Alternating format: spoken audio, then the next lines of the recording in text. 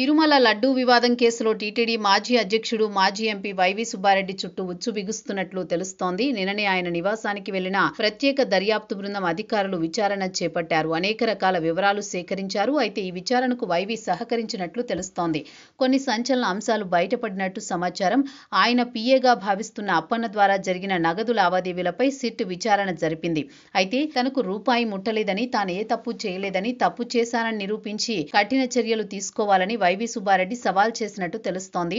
అయితే తిరుమలలో వివాదం వెలుగులోకి వచ్చిన నాటి నుంచి వైవి కోర్టులను ఆశ్రయించారు. అదే విషయంపై ఇప్పుడు దర్యాప్తు బృందం అధికారులు ప్రశ్నించినట్టు తెలుస్తోంది.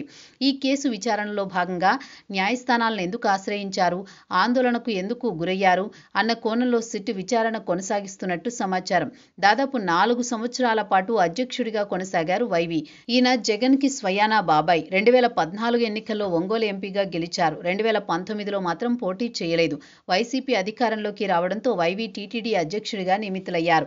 దాదాపు 4 ఏళ్ల పాటు ఆయన అధ్యక్షుడిగా కొనసాగారు. చివరి ఏడాది మాత్రం భూమన కరుణాకర్ రెడ్డి అధ్యక్షుడయ్యారు. అయితే తిరుమలలో వివాదానికి సంబంధించి తనకే పాపం తెలియదని కరుణాకర్ రెడ్డి ప్రమాణం చేశారు. అదే సమయంలో వైవి ఈ కేసులో అనేక రకాలుగా న్యాయస్థానాలను ఆశ్రయించారు. దీంతో అందరి అనుమానపు చూపులు ఆయన వైపే ప్రారంభమయ్యాయి.